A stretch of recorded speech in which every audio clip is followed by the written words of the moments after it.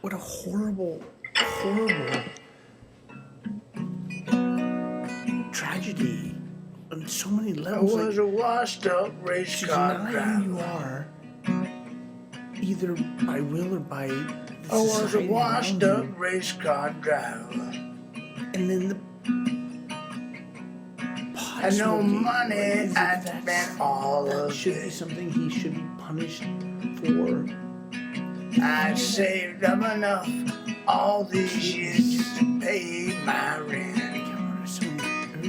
Racing around inside that great big tent. Oh, how I enjoyed every minute of it in retrospect. It wasn't so much that I heard you angry, I was just so But I'm wishing right now I'd make some But others. now there's so many things that we were doing that are so obviously wrong. And you're right. But imagine denying yourself so much that you, and it's not you, it's the world around you, because you can't, and that's the thing, are you responsible, or is it just, in this case, it's the pressures that the world is putting on you to be a certain way, right? So this cop, who's obviously has latent gay tendencies, gets married, and he's they're religious Christian because his wife is a churchgoer. That's what they say.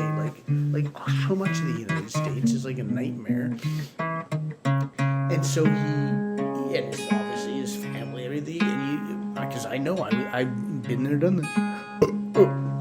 But anyway, so he denies it so vehemently because of the world around him that he gets married, and then he becomes a cop on top of it, like a truck driver. That's a truck driver job, and then he arrests a young boy, 16 years old, who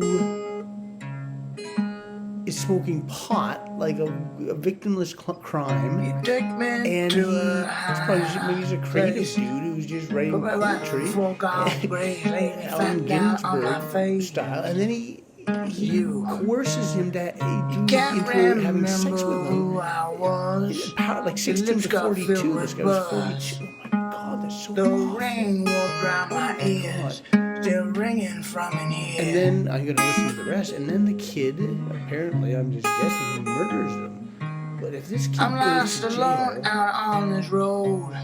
My soul's been bought and sold if they can't to the find a way highest of, bidder. geez, there's Dogs nothing. chew There's no demographic that is hated more than the pedophile. It's a My pedophile, sister's mess, vegan, my mother's drug mess, or is it my mother's vegan, worried sister's pedophile, drug messy. addict? I can't remember. I have no time for hurry. No dogs, no blacks, dogs, or Jews allowed.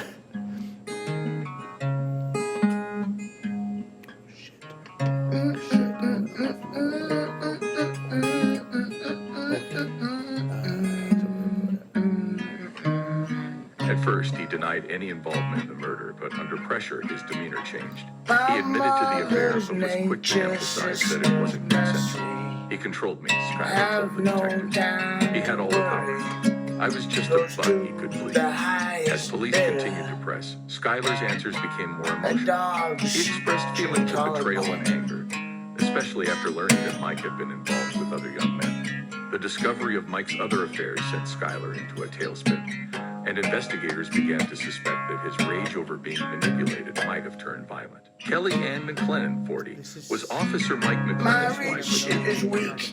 To everyone in Johnson City, they seemed like the perfect couple, a loving mother and wife, and a well-respected police officer. But behind closed doors, their marriage had grown cold in the past few years. When police brought Kelly Ann in for questioning after Mike's murder, she was still in shock but willing to cooperate.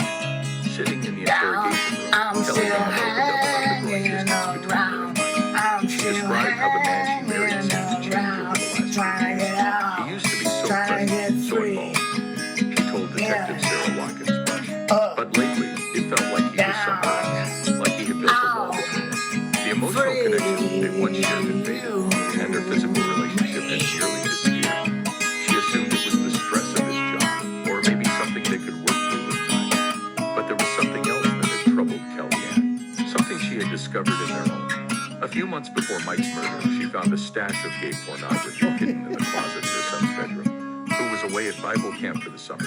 At first, I didn't want to believe it was his, she said, her voice trembling. I thought maybe it had to do with his job, or it was some kind of mistake. She didn't confront Mike about it, hoping the issue would disappear, but the discovery stayed in the back of her mind, raising questions she couldn't ignore. Could her